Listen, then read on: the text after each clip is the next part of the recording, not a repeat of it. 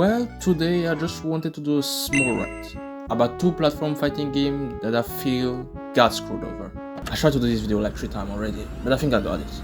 Throwback 2 to 3 weeks earlier, Plat Fight is happening, with a roster of 6 different platform fighting games in which you can find main title of the scene like Melee, Ult or Rival.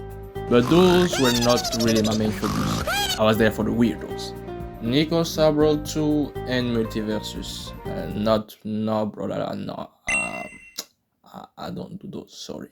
So I made highlights about them too and went on by my day. Not really thinking too much about anything, to be fair. But last week, I was like, damn, I really want to play Nick 2 actually. Let me just see how many players are there. And I started to understand why I didn't hear about this game in such a long time.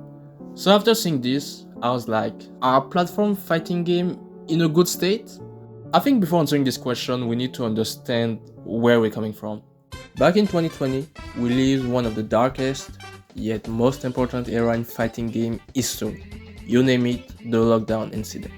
For those who are not aware, like, I don't know, the 3 years old or some, 2020 to 2022, our immune system was down. COVID was spreading like crack in the 80s, and the government wanted us home. But for the FGC community, it meant no more local. Tournament gotta be online. While it was not an issue at all for the other video game community in esport, the lockdown for us highlighted an issue in our game. Our netcodes suck. Japanese fighting game netcode especially. Nowadays we're making fun of Mortal Kombat, but hey, they know what's up.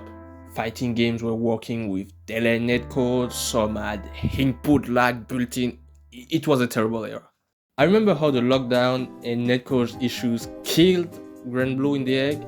Kind of a shame, since I bought it. Well, but that's for your typical fighting game. What about platformer fighting game? Well, it was not really that bright. What did we have at the time? Rivals 1? The netcode was... I remember it got better, but it was like 2021, 2022. Slap City was working on delay. Brawlhalla was working on delay too. I don't know, I might lie, I don't know, I never played this game. But hey, at least we got Ultimate, the most popular fighting game, period. No, because I'm getting mad. What do you mean Street and Smash had like one of the worst online experience? License that sold millions with max price. SF5 first years were terrible. Let's just move on at this point. So the community is down. Everybody is having discussion about rollback netcode and how it can be implemented in their games. Guilty Gear Strive announced that it will be in the game. SNK is implementing it in older games. BlazBlue is implementing it too. I think it was one of the first. I do believe that SF5 got rollback implemented too, but just it was ass. And Smash Bros. Did not. Ouch. They upgraded the netcode. Upgraded, my nigga. They ain't doing that no more. But yeah, it's not about to cut it, man. The Ultimate online experience was still pretty miserable. In the meantime, 2021, I believe Rival got their rollback. Yeah. But still, Smash Bros. Ultimate was down. Well, I mean, not really. People were still purchasing the game and still playing. But my narrative. Also, Melee got rollback. Somehow, I don't even know where that come from. I'm not about to exaggerate and act like the genre was somehow dying, because I think not really, to be fair. Kinda the opposite. But it was more of a frustrating period for the community. So platform fighters were kinda waiting of a game to pop off and show up. And so, in July 13, 2021, it was announced.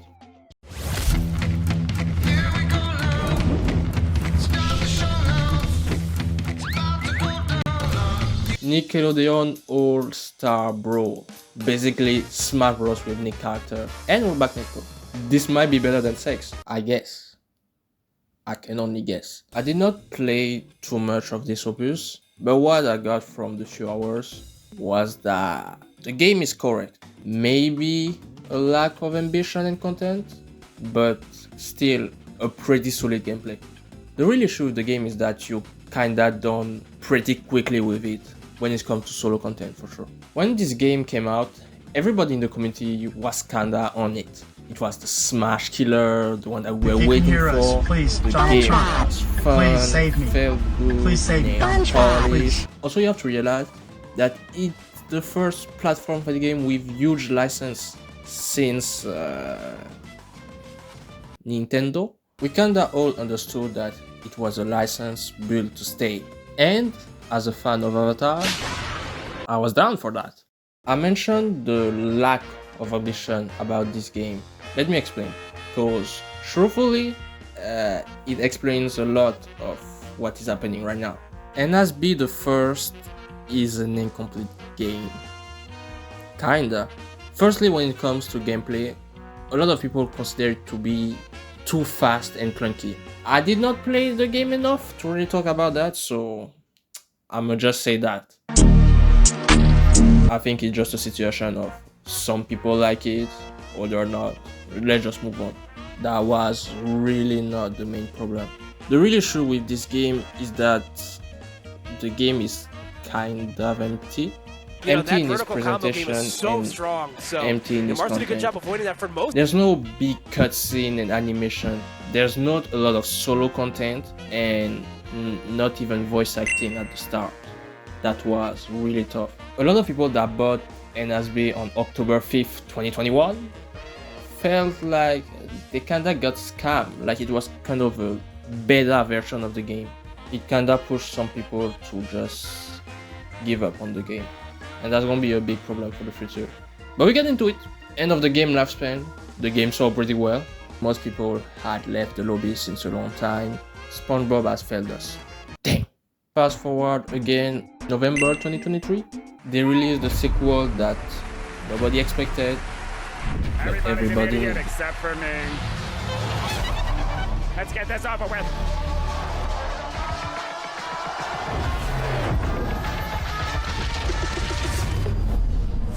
Clams! What is the timestamp? Oula. I'm not about to spend a lot of time talking about NASB 2. It's an incredible game in a lot of aspects. The solo content is scrumptious.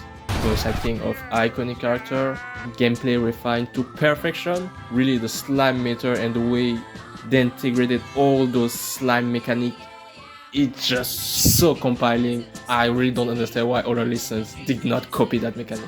Basically, with the slime meter, you can cancel knockdown, turn your special into X version, you have Roman cancel on hit, and you even got a final smash if you decide to spend everything. The game also looks really good, and Imma, the roster, is way much better than the first game. Honestly, NASB 1 got nothing on the sequel. I said it. For me, it's really the complete vision that PlayLab had for the game. Unfortunately, nobody's playing that shit, bro. That's tough. That is an assumption, because we don't really got no number except the one on Steam Labs. But it really seemed that NASB 2 really underperformed compared to the first, especially when the expectations were probably higher for this new game. Despite the game being that good, people did not give it a new chance. And I entirely blame this lame ass game, NASB 1. People fucked up in the crib, playing Toaster Man, like, fuck wrong with you? No, but for real, selling a game full price while it just don't seems complete is something that could probably break the player trust. Also, maybe it was just not as hype as the first time. Maybe. I can only guess at this point. But now we're here. The game is still kind of alive, especially because of the Game Pass, and the game actually have crossplay. Like, this game is so complete. That's a shame. That's really a shame. I don't know if we can hope for revival. The community is kinda pushing it, and they're still putting in incredible work. All I can do is recommend you this game. This is high tier platform fighting game. Best believe that. But damn, SpongeBob ended up just not being enough. Damn. Let's roll back. 2022. Nick did not make the cut. And now we're back to zero. Well, not completely. Ultimate is getting kinda better, especially because the COVID is kinda disappearing. And Melee is the best online platform fighting game experience somehow. Sleepy is still hard to process for me. Can you do that for live, bro? or Super Smash Bros. 2, or to be fair, like any Smash Bros. Where you're not forced to tap jump. Please, I digress. Or people start getting no hope, and it peaked when this was announced. Strange energy signature detected. Multiversus. Where do I begin? I remember being really hyped for this game. I was creating multiple accounts just to get in the beta. This game, if we're watching it with the fighting game lens, is kinda revolutionary. A free-to-play fighting game seems to be a pretty good way to make the genre popular, and it's very uncommon. This game really wanted to be the finest online experience for platform fighter, and unlike NASB, they got way more support and budget. You really felt that they were trying to do the things right. They were doing closed beta testing and wanted to put the player first. Because of the name, you get it. When it comes to the game, well, there's two versions. So let's start with July 26, 2022. The open beta release. Holy shit. This is, I believe, the biggest peak numbers of players for a fighting game. Everybody and their mama was playing this game. Even if it's a free-to-play, that's pretty impressive to read those numbers, especially in a niche like fighting game. I really saw people that had nothing to do with FGC playing this game. I mean, that Smash Bros with Cartoon Network character, that's freaking hype. The game in itself was interesting, I would say. It had nothing to do with Smash Bros. No shield. The game is more floaty, and just the character moveset structure is way different, which is actually really rare. Anyway, people played the game and the beta did this thing. The game had some issues, of course, like how to efficiently deal with burst option. I know that it was really a problem with characters like Shaggy. The game can also just feel messy at times. So by the end, most people had deserted the game. And I'll put that on the lack of content and the lack of ranking mode. There were no real reason to keep playing the game, and the DLC they added was not it. But most people kept a good memory of this experience, and they were kinda hoping for a resurgence. Oh, Batman, we have got to stop meeting like this. When do they get a load of me? The game is out. What can I say? That is not good. I remember playing it on release, making a montage about it, and in the end, I remember I said something like, people are complaining that the game is too slow. Personally, I'm having fun. A take that I will keep this take. I had fun playing those few days and making the video, but I then proceed to not touch the game ever again. School was beating my ass too, not my fault. So for those who weren't there on May 28, 2024, they released the complete version with a bunch of changes to the gameplay and quality of life. One of the changes was to slowing down the pace of the fight. To accomplish that, it seemed that they slowed down everybody's movement. So everything felt kinda terribly floaty. It wasn't really an issue for me because I was a Marvin main. I like to set up and play really. But when I switched back to my Finn, I kinda felt it. This launch was terrible, really bad press. I remember going on Twitch chat and hearing people talking about, oh, the game is there, oh, that's so drover and all of that, and I was like, damn. And now that's the second and most likely last launch. And again, despite peaked at 153k, Multiversus is struggling to maintaining a fan base. However, the game is still there. There's still decent amount of people playing the game. They have crossplay, and also it's a new season, so they added a new character. They're also trying to add some new mechanic. I think they have a shield now. I was kind of surprised. So yeah, I remember having some fun night playing duo with friends. So I will still tell you to give it a try. I mean, it's free after all. But yeah, we are in a weird place. I know, I sound kind of doomer. I hate sounding like that. And truthfully, as long as Smash Bros exists, I don't really think the genre will be in danger. Just way too popular among players, and there will always be some dev inspired by the game. So, but I feel like the industry just did a vibe check on the genre, and I feel like we failed. I mean, we failed. They failed.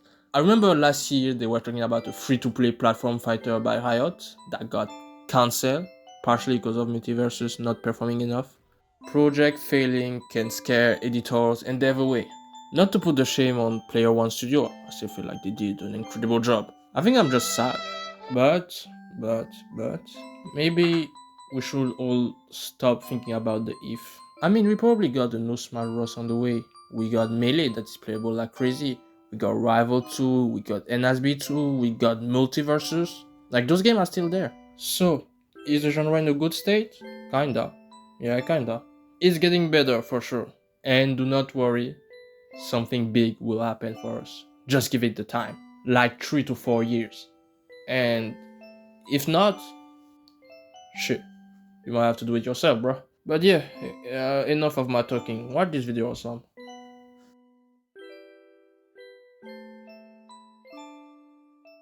Okinawa shit, I came from the south side. You got a problem, we taking it outside. Niggas gon' front cause they looking for clout, fine, losing they principles, nigga, I'm bout mine. Okinawa shit, I came from the south side. You got a problem, we taking it outside. Niggas gon' front cause they looking for clout, fine, losing they principles, nigga, I'm bout mine.